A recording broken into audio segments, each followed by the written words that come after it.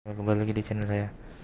Nah, kali ini saya mau membahas tentang kelebihan dan kekurangan Ninja 250 Fi tahun 2016. Ini mau saya panis dan mau saya keluarin ya. Nanti mau saya record di luar aja biar lebih enak. Eh, karena di sini takut mengganggu. Oke, sekalian mau saya panasin dulu ya.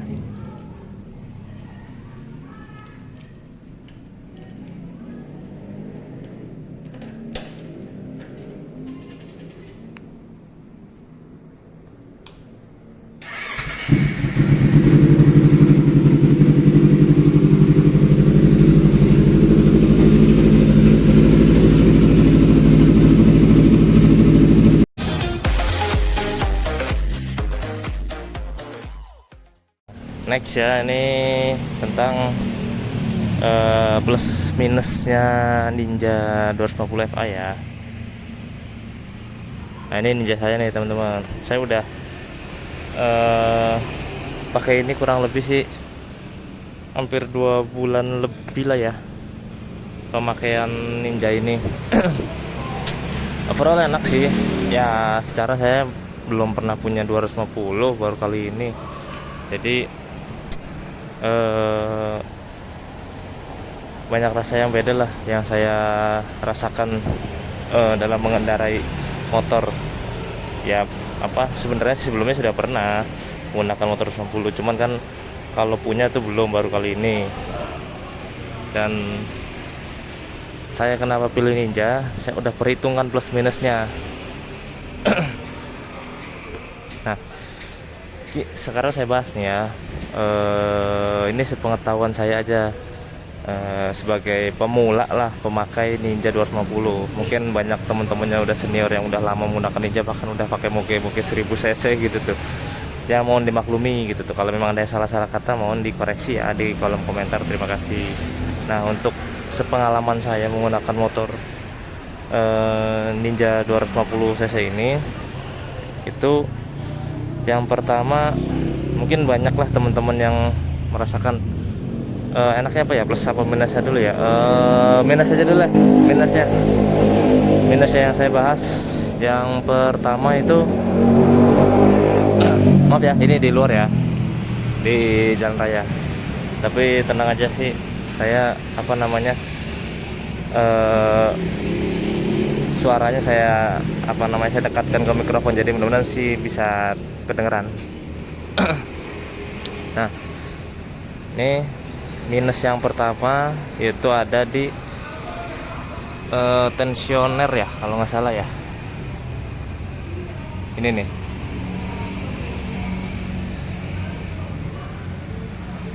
Nah, bagian tensionernya itu ya, itu kalau bisa dibilang itu adalah tonjokan keteng ya katanya ya. Itu selalu minus, apa selalu minus lagi, selalu bermasalah. Mungkin karena umur. Mungkin karena umur atau karena pemakaian juga kali ya. Nah, itu biasanya sering banget apa namanya, berisik gitu bunyi. Ya mungkin kendor atau gimana, saya kurang begitu paham, cuman memang udah wayahnya harus diganti. Itu orinya kurang lebih sekitar harganya 600 sampai 700 lah kalau di Kawasaki. Baiknya itu diganti, nggak usah dioprek-oprek atau diganti yang biasa-biasa, jangan, karena nanti pengaruhnya ke rantai keteng dan lain-lain, khawatir ya. Jadi kalau untuk dalaman diusahakan yang ori lah. Itu untuk tensionernya tuh biasanya suka bermasalah. Mungkin yang punya Ninja 2 tahun pemakaian mungkin udah bunyi kali ya, soalnya bunyi, yang sering bunyi tuh bagian situ. Nah, itu yang pertama. Yang kedua itu di bendik starternya. Ada di dalam bendiknya, di bawah sini sih kalau nggak salah. Nah, itu yang kedua tuh yang sering bermasalah tuh, biasanya starter suka bunyi tek tek tek tek tek gitu. Nah, itu pasti bendiknya. Kalau ada yang bilang arangnya, untuk sejauh ini sih saya belum pernah nemuin kasus teman-teman saya gitu yang menggunakan Ninja ganti arang gitu. Belum sih, tapi pasti ada ya, mungkin di luaran sana mungkin ada, cuman untuk kawan-kawan saya sih hampir belum ada gitu sejauh ini. Rata-rata si bendix starter ketimbang aki loh. Nah untuk aki itu kebanyakan kalian teman-teman gantinya yang motobed ya, dia itu 7 ampere. Dia kan sebenarnya standarnya itu 8 ampere 12 volt ya kalau nggak salah. Dia makanya tuh Yuasa bagus ya teman-teman, itu harus makanya yang sesuai sama standarnya aja. Kalau memang Yuasa bagusnya ganti Yuasa aja yang 8 ampere, daripada kurang mendingan lebih. Kalaupun mau mencari yang motobed, baiknya sih ganti yang 9 ampere gitu. Nah itu dari kekurangan yang kedua ya, tadi itu ada tensioner. Yang kedua bendix starter nih masalahnya nih, motor bendix starter selalu bermasalah. Nah yang kedua itu stang gedek. Ini stangnya suka goyang-goyang nih. Penyebabnya apa? Penyebabnya tuh bisa dari oli shock breakernya itu udah bocor. Karena apa? Karena tidak sering di standar pedok kayak gini nih, selalu menggunakan standar samping. Saya nggak tahu ya kalau kayak CBR atau R25 tuh kalau selalu di standar samping apakah cepet mudah bocor seal oli shock breakernya. Ini biasanya nih selalu bocor di bagian sebelah sini nih yang kiri, karena dia kan numpu terus. Standar kan ada di sebelah kiri kan, dia numpu terus, otomatis dia gampang bocor sebelah kiri. Tapi alhamdulillah ini sih saya belum bocor ya, alhamdulillah. Cuman nggak tahu sih pemakaian sebelumnya udah pernah bocor apa belum, saya nggak tahu.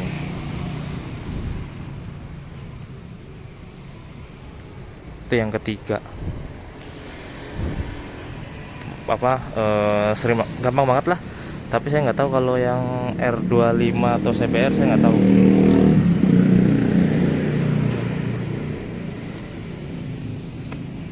Nah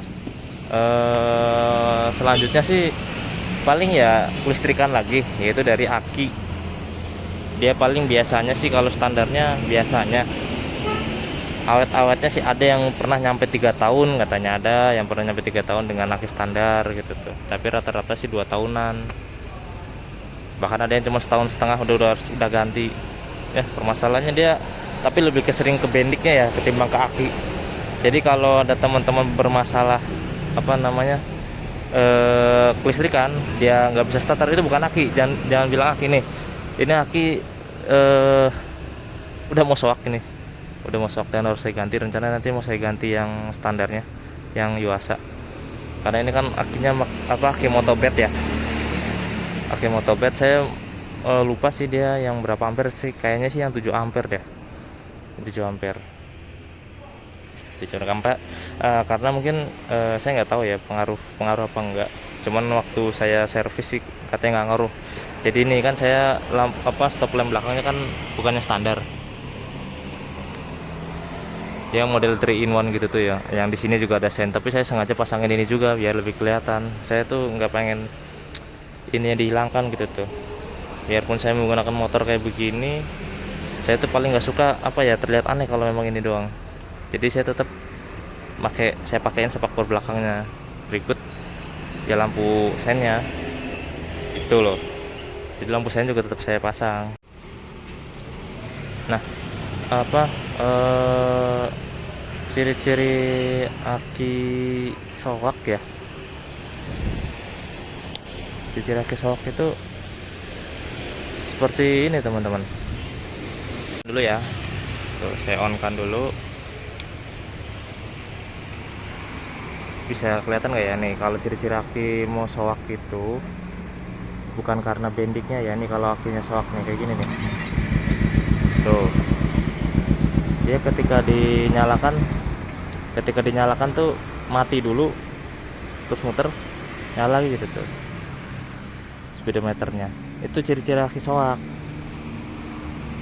Jadi bukan soak sih ya, mau lah, indikasi mau gitu tuh. Masih bisa dipakai sih sekitar 1 bulanan lah, tapi ya diusahakan sih jangan terlalu lama. Khawatir kalau pas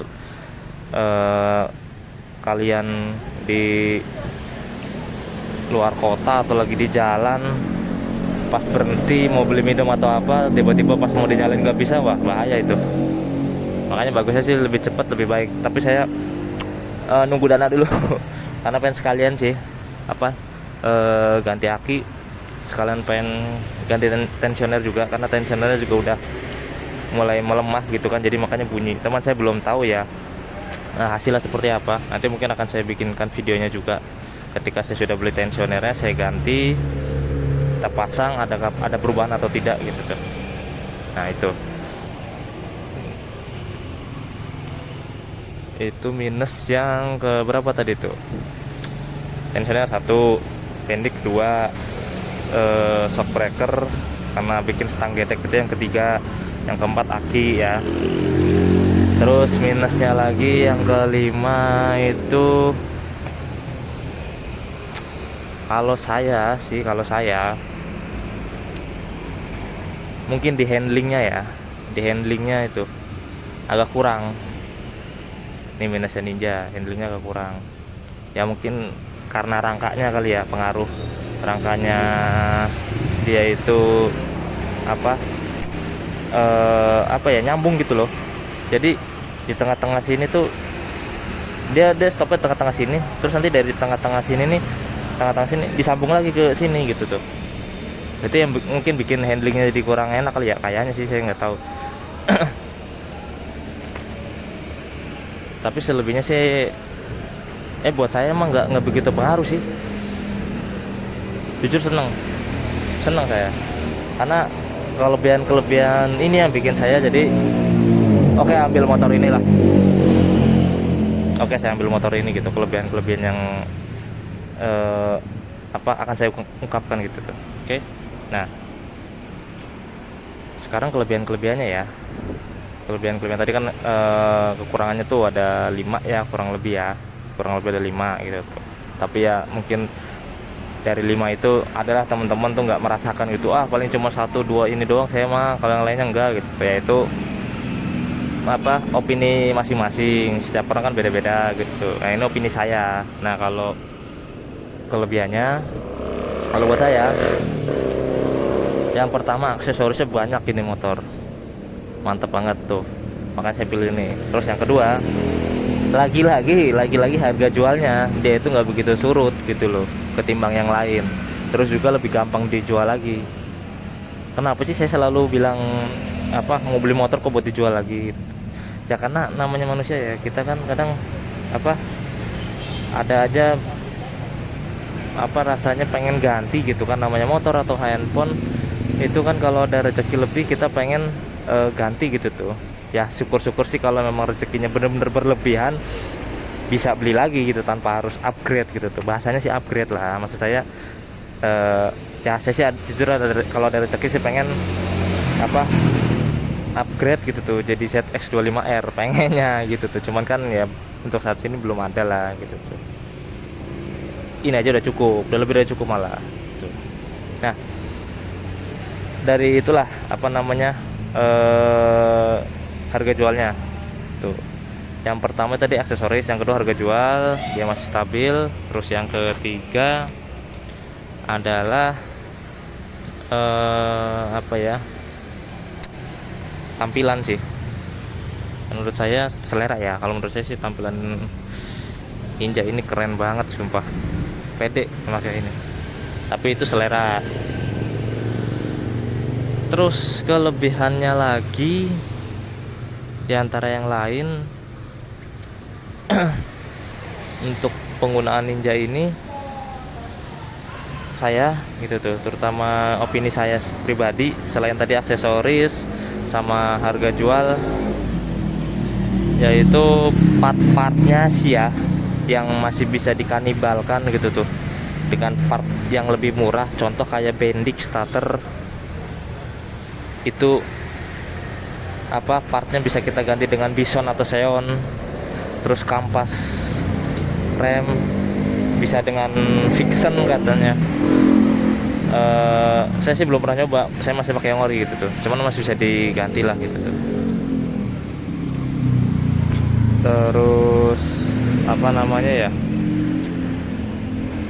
pokoknya part-part motor ini dia masih ada beberapa yang masih bisa di apa namanya, di itu, di apa sih, dikanibalkan gitu loh.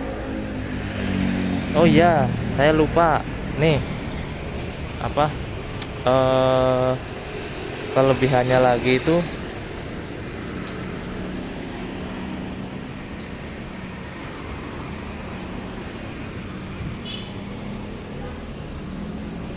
dia itu ini loh teman-teman, apa namanya, kayaknya udah sih dua doang. Saya bingung ya. Karena jujur saya baru kali ini punya motor 250, biarpun cuma dua kelebihan itu tapi asik. Nggak tahu kenapa asik buat saya. Ini sih di mata saya sih ya. Jadi di motor, yang pertama gini deh, yang pertama aksesorisnya dia banyak. Bukan berarti yang lain itu nggak banyak, kayak R25 atau CBR banyak juga. Cuman ini lebih banyak gitu tuh. Paling enak, yang kedua paling enak buat dimodif, paling cakep ya. Modif simpelnya udah jadi kelihatan keren gitu, bikin orang tuh ngelirik.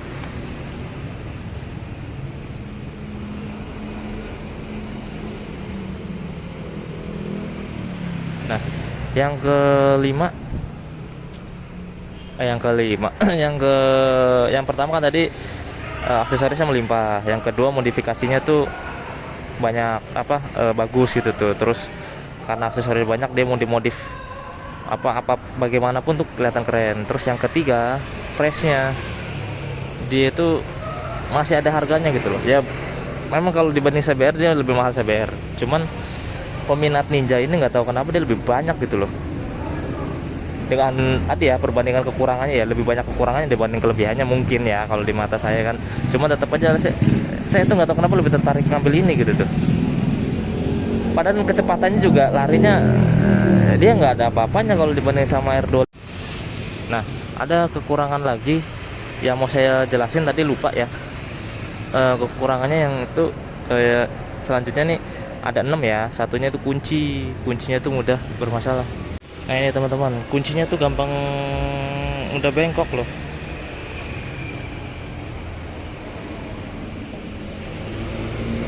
Tuh, gampang bengkok. Jadi itu aja sih kelemahannya. Oh iya, sama ada lagi, berarti ada 7 ya. Dia nggak ada indikator gearnya. Oke, saya urutin lagi ya. Endingnya nih terakhir. Oke, sambil duduk aja. Jadi minusnya itu yang pertama tensioner, yang kedua itu bendix starter ya, yang ketiga itu seal oli shock breaker depan itu suka bocor, itu yang ketiga ya.